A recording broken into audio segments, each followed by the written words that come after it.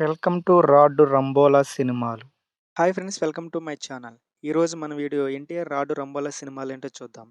Junior NTR గారు ఇప్పటివరకు 30 సినిమాలు చేశారు. అందులో బ్లాక్ బస్టర్స్ ఉన్నాయి, హిట్స్ ఉన్నాయి, యావరేజ్‌లున్నాయి, ఫ్లాప్‌లున్నాయి. కానీ మన వీడియోలో మాత్రం 'రాడు రంబోల' సినిమాలు మాత్రమే ఉంటాయి.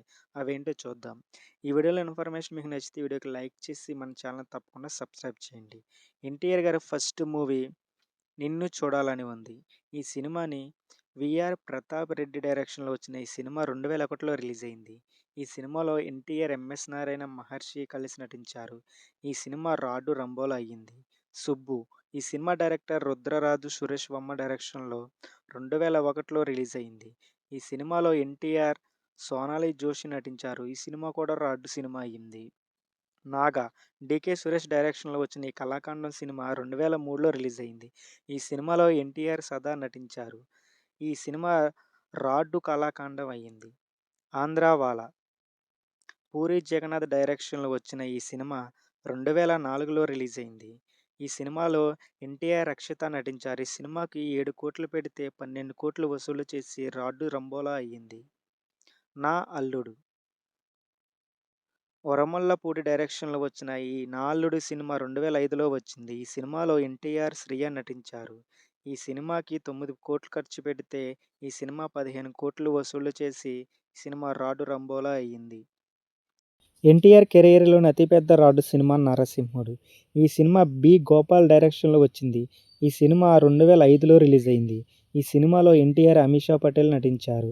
ఈ సినిమాకు 4,00,00,000 ఖర్చు పెడితే 7,00,00,000 వసూలు చేసి ఈ సినిమా రాడ్డు రంబోలా అయ్యింది.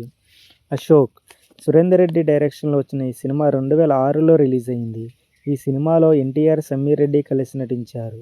ఈ సినిమాకి 14,00,00,000 ఖర్చు పెట్టి 24,00,00,000 వసూలు చేసి ఈ సినిమా పెద్ద రాడ్డు రంబోలా అయ్యింది. 'కంత్రి' మెహర్ రమేష్ డైరెక్షన్‌లో వచ్చిన ఈ సినిమా 2008లో రిలీజ్ అయింది.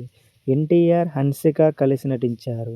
ఈ సినిమా అంతా ఓవర్ డైలాగ్స్, ఓవర్ యాక్షన్‌గా ఉంటుంది. ఈ సినిమాకి 17,00,00,000 ఖర్చు పెడితే 30,00,00,000 వసూలు చేసి సినిమా కూడా రాడ్డు సినిమా అయ్యింది.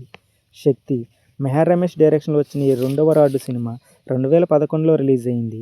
ఈ సినిమా చూశాక మగధర మీద కోపంతో తీసినట్టు ఉంటుంది. ఈ సినిమాలో ఎన్టీఆర్, ఇలియాన కలిసి నటించారు. 19,00,00,000 ఖర్చు పెడితే 32,00,00,000 వసూలు చేసి కూడా పెద్ద రాడ్డు సినిమా అయ్యింది.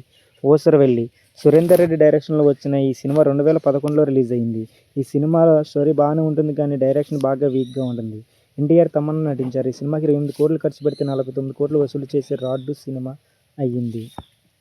'దమ్ము' బోయపాటి శ్రీను డైరెక్షన్‌లో వచ్చిన ఈ సినిమా 2012లో రిలీజ్ అయింది. ఈ సినిమాలో ఫైట్లు తప్ప ఏమీ ఉండదు.